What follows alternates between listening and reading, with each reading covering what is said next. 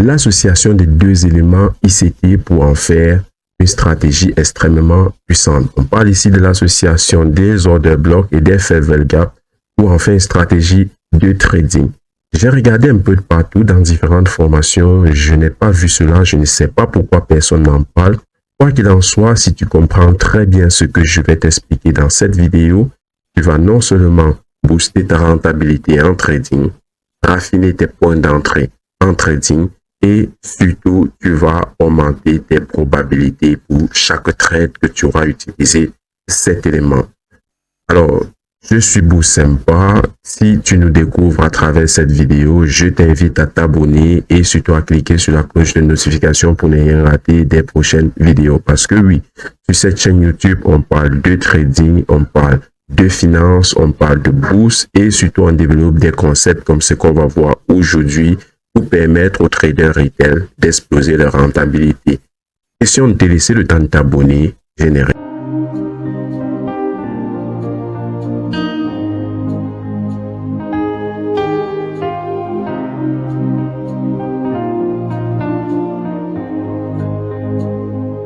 Alors, avant même de commencer à parler de fair gap et d'order block, on va déjà commencer par rappeler quelle est la structure du marché, en fait. Quelles sont les parties de structure du marché qui vont nous intéresser. On va commencer par voir ici, vous savez, le marché évolue en plusieurs phases. On aura par exemple tout d'abord une consolidation, une phase de range, si on prend cela comme étant un début. Puis après cette phase de range, on aura une expansion. Après cette phase d'expansion, on aura une prise de profit, donc il y aura un retracement sur le marché. Après ce retracement, on aura une autre expansion et après cela, on aura un reversal. Après le reversal, on va avoir une autre phase d'expansion, cette fois-ci à la baisse ou à la hausse. Cela dépend de si notre premier mouvement était haussier ou baissier. Donc, globalement, voilà comment est-ce que ça se passe. Ce qui va nous intéresser, ça sera les phases de reversal, les phases de retournement. Pourquoi? Parce que généralement, c'est à ce niveau-là qu'on va retrouver les order blocks et les fair gap les plus intéressants. On va donc s'intéresser ici à notre combinaison order block fair gap. Et ce qu'il faut déjà comprendre dans cette combinaison order block fair gap, c'est que lorsqu'il y a des sommets de marché, on a parfois la formation des fair gap. On va avoir un reversal rapide avec la formation des fair gap. Qu'est-ce qui va donc se passer lorsqu'on a un reversal comme ceci avec justement à côté la formation des fair gap? Ce qui va se passer, c'est que le marché aura tendance à revenir dans ces fair gap là. Et si vous vous souvenez de la vidéo qu'on a vue lorsqu'on parlait des order blocks et tout, je vous avais parlé des order blocks, des bons order blocks. Je vous avais parlé des bons order blocks. Ceux qui n'ont pas encore regardé la vidéo, je vous invite vraiment à la checker. Je n'hésiterai surtout pas à la mettre en fin. Question juste de faire un rappel.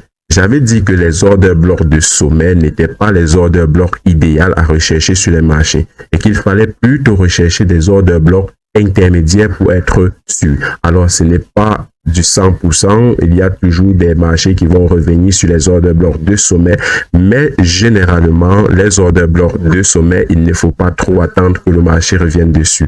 Alors, je me suis rendu compte que lorsqu'il y avait des fair gap, quasiment à 70 à 80% des cas, le marché revenait au niveau, n'est-ce pas, de ces fair gap-là.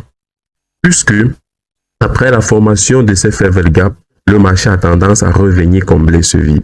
Le marché va donc revenir au niveau de ces fair gap et non jusqu'au niveau de l'order block.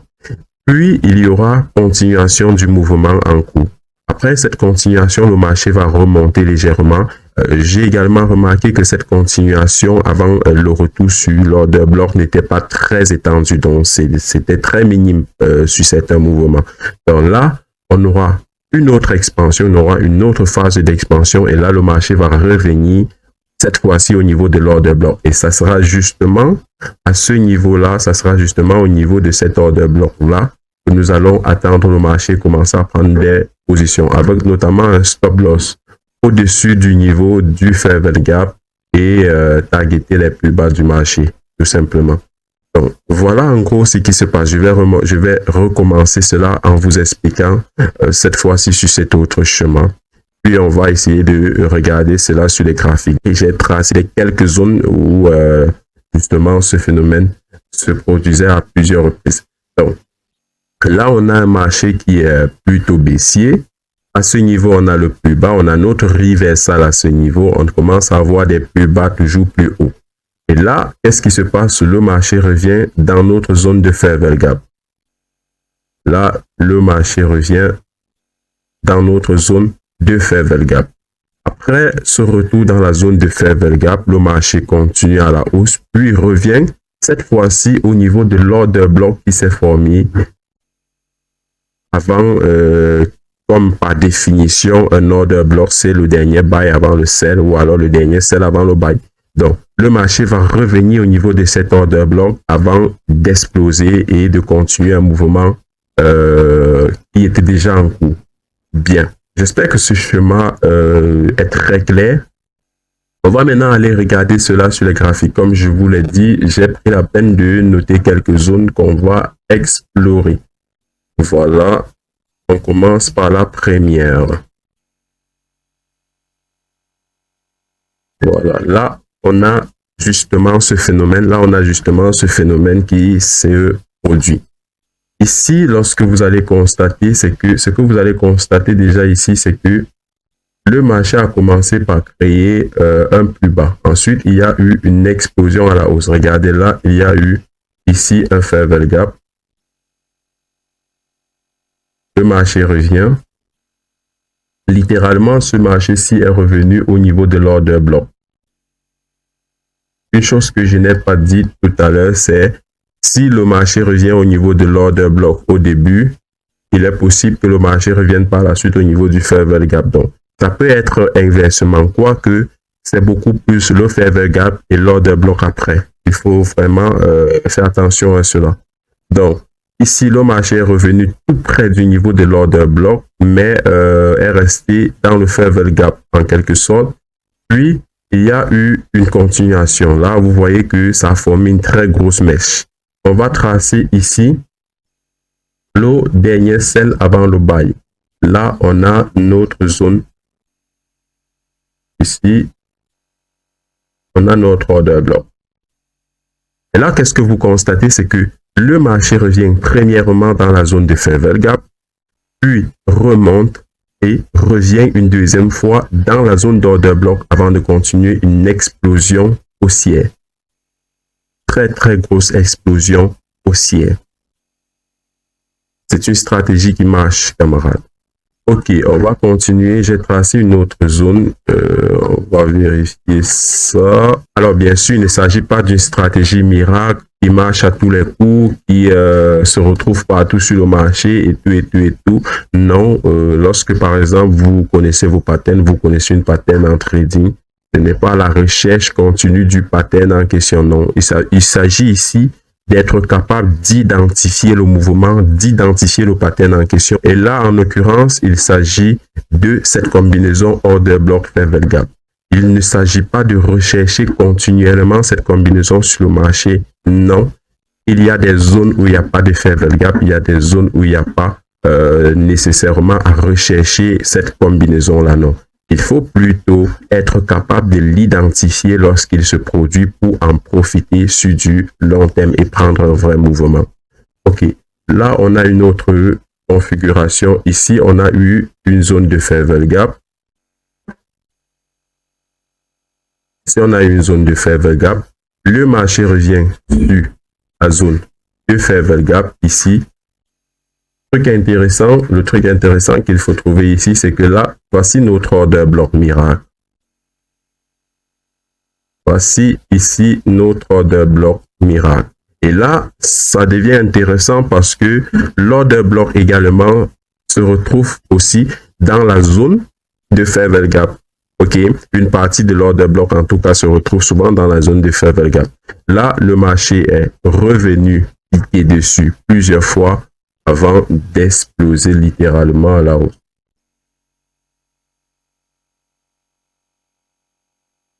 Avant d'exploser littéralement à la hausse, comme vous pouvez le constater. Donc, c'est une combinaison très, très puissante. On va continuer, c'est pas fini, hein. On va continuer. Et là, voilà, ici, il peut y avoir quelques éléments, voilà. Il peut y avoir quelques zones où ce n'est pas très bien respecté, mais dans tous les cas, il faut vraiment attendre que ça soit bien respecté pour commencer à prendre position. Ou alors, si ce n'est pas très bien respecté, essayez de bien positionner vos targets lorsque vous prenez des positions. Parce que si ce n'est pas bien respecté, il est probable que le mouvement ne soit pas très durable. Ok, là, par exemple, on a eu, ici, il n'y avait pas de réel fair value gap. Ok, donc le marché a continué. Là, on a une zone de fair value gap ici. Cette zone-ci était une zone de fair value gap. Le marché n'a pas pu retourner sur l'order block et ainsi de suite. Piqué du nez, un peu comme on dirait.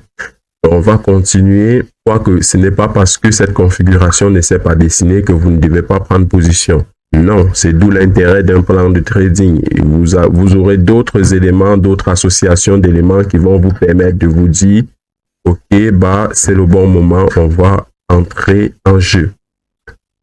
Ok, là aussi, on a eu quelque chose d'intéressant, quelque chose de très intéressant d'ailleurs. Si vous constatez bien, là, on a une zone de fair value gap. Cette zone-ci est une zone très vide. Comme vous pouvez le constater, ici, c'est une zone très vide. Si on regarde cette bougie en 4 heures, là, par exemple, il est 15 heures, 16 heures, 17 heures.